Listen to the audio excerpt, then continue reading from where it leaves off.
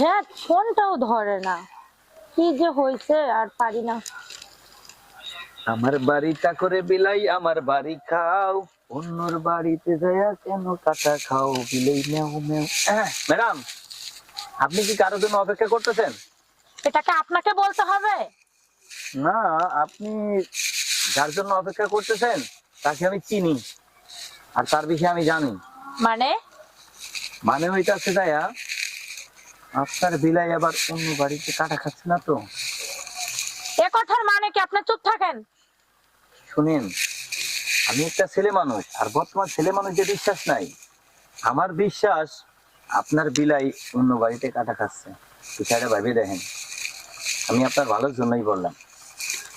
আপনি আপনার বিলাই অন্যখানে কাটা খাইলে আমার কি, কিন্তু বিষয়টা মাথায় রাখেন। আমি গেলাম। হ্যাঁ,